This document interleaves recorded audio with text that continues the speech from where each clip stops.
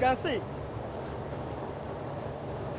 the pure water nylon picked on the road was turned to all these products.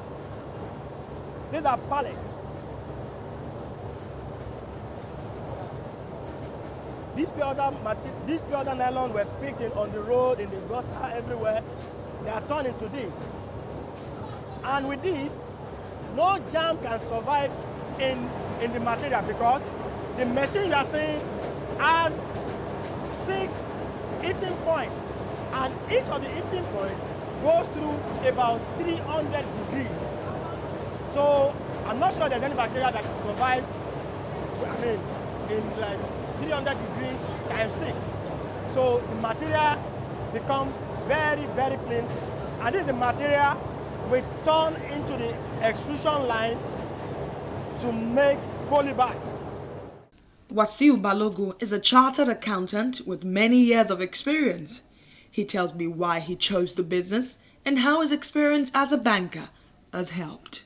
The target I set for myself was before age 40 or when I become manager, whichever one comes earlier, I have to resign and chart a new course for my life.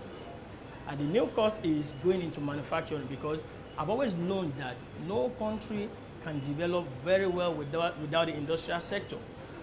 So when I was about starting the business, in fact, I never had it in mind that I was starting nylon making business. I want to do a business that will generate money for me every day. Our sales is every day.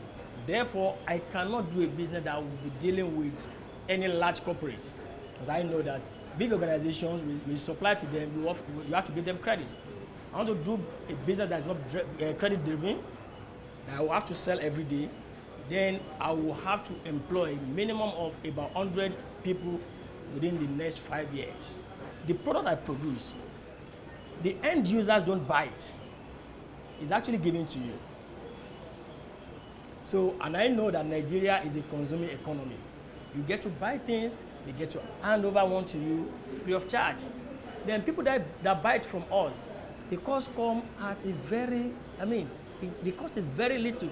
I realize that some people still import this same shopping bag into the country, which tells me that if the guys producing here are able to meet up with the demand at the right quality, there won't be any need for importation. Then my objective is to produce at a cost that is far cheaper than the cost anybody can produce into this country. Then we give the customer good quality at the right price. My plan was, let me start no matter the challenges, hit the ground running. I know where I'm going to. My vision is to be the reference point for packaging business in Nigeria. He had the vision, the experience, the skills. He even had the clout, but had no money. Then, the Bank of Industry came to the rescue. I tried to raise private equity. Because of the years of experience, it wasn't possible. Then I went to a foreign company that their business is to finance businesses in Nigeria. It's a South African company, Grooving. When I approached them, they said, you have a very brilliant idea. We can see that you're very active, you believe in what you are doing, but we cannot finance you.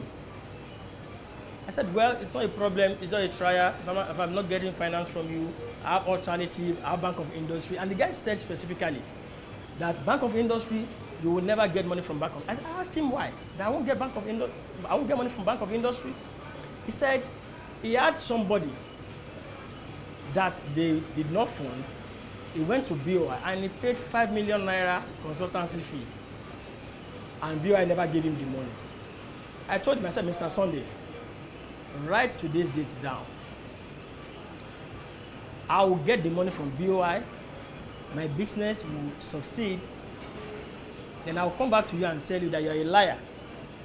At the end of the day, we got the money from BOI. And if I tell you this, before the expansion, we had 35 staff. We completed the expansion March this year. Now we have 160 staff.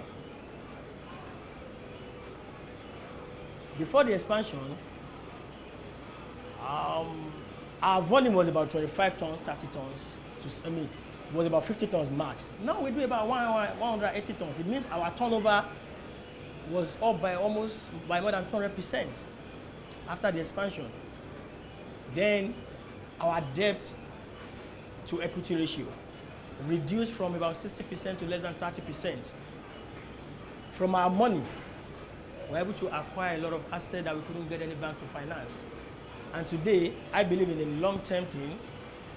Then we will not take money from any other bank to finance our equipment, because BOI is the only bank that can give you very reasonable interest rates at a long or medium term. No bank will do that for you.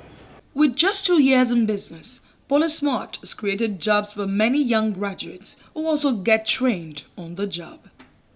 I started with Polysmart since inception of the company, and this is what we do in extrusion as an extrusion operator.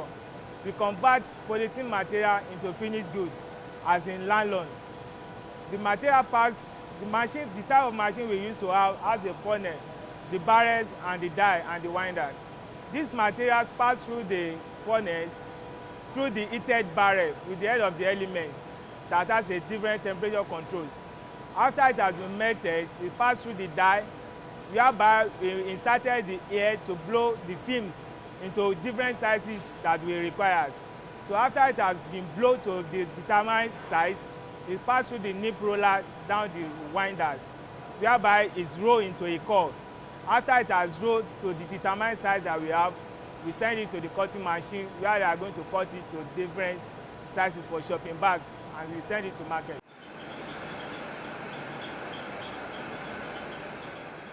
The process of making polyethylene bag starts with sourcing the right raw materials, taken through extrusion, and cut into various sizes. This is one of the raw materials we use in producing our shopping bags.